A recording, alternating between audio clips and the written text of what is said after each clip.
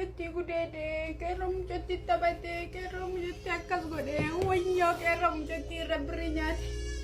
mafia di babdi dama mafia di basodama ossaga nama kuma soddomi jaha keessa taa'ee live san keessa taa'ee namni mucayyootan ofitti fuudhu koottaa jedhanii gaafa barbaadanii dhaban gaafa aramni gaafattee mucayyootan eentu nurraa fuudha jettanii dhabdanii mala itti wallaaltan hafarsooma fa'ami kayoota mucatti mushawwara irraa kafalla nu balbalan nu buusika jedheetiin jedhu bar nama xalabaa akkasitti sanuu Saudi Arabiyaa keessatti nama xalabaan ba'ee sanuu kaameraan meeqa akka itti qabamee taarga namichaa waraabame nama akkasitti badeetiin jedhe fuudhee inni mana ofii fiduu jechuun kun waan guddaa tokko aarsaa namummaaf qabu kaffalu jechuudha. Aarsaa namummaaf qabu kaffalu jechuudha. Namni ilmoo as keessaa qabu, namni qabeenya as keessaa qabu, namni jireenya as keessa jiraachuu barbaaduu fi keessaahuu namni seera biyya kana keessaa qabu jechuudha. Kana gochuun isaatu waan guddaadha. Qeerroon mucayyoo fayyaa qabdu tanaa miti. Ka isii ol fayyaa hin qabne meeqa kan fidee gargaaree maraattuu meeqa kan fidee mana kana keessa yaallee gargaaree geggeessineerru nama meeqa finnee osoo miidiyaa irraan baasin nagaa ofirraa geggeessineerru falatti sodhee kaan yaallee fayyumnee kaan ofirraa geggeessineerru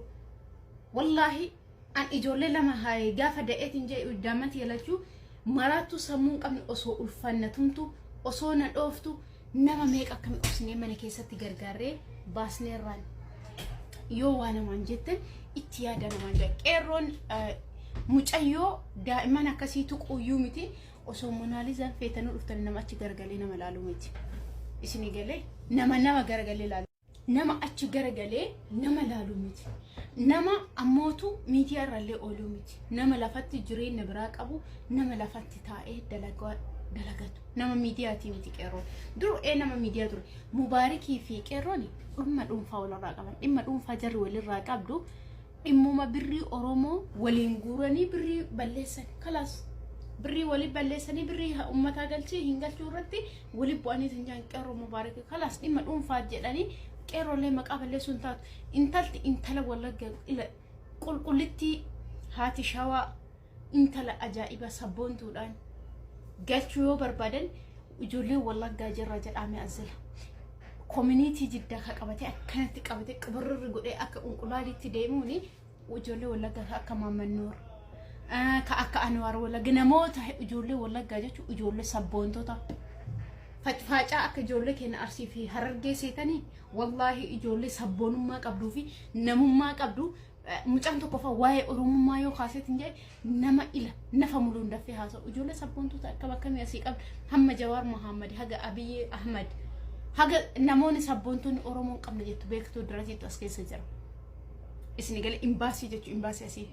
ammootu qeerroon nama rakkataa maraataa ta'eetiin jedhe nama fuudhee yoo isaan rakkataniitiin jedhanii warri imbaasii ragaa ba'uu fi danda'a fuudhee haga dhimma isaanii xumuruu fi nama biraa hin hafne nama ijoollee meeqa gargaaree rakkataa gargaaree irraa tikkeetti muree haga imbaasii jala deemee nama biyya galchurraay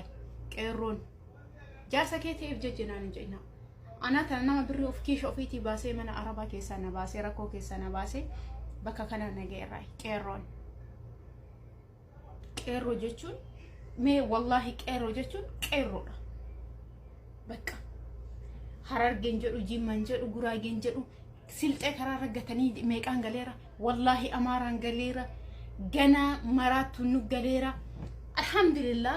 wanta hundaayyuu ana sin gargaaraan naaga danda'e rakkataadha hin gargaara nama ilma oromoo tokko baasee hin gattu dhala namaa tokko baasee hin gattu kanaaf qeerroon gudaytu miti sammuu isaa keessa wanti akkasii hin jiru nama akkasumillee miti nama yoo fuudhuu barbaade halaalaan fuudhu malee nama rakkoo irraan miti mucayyoon taa'ee fi gargaara yoo dadhabdan dhiisa irraa caalaa mucattii ajandaan godhatina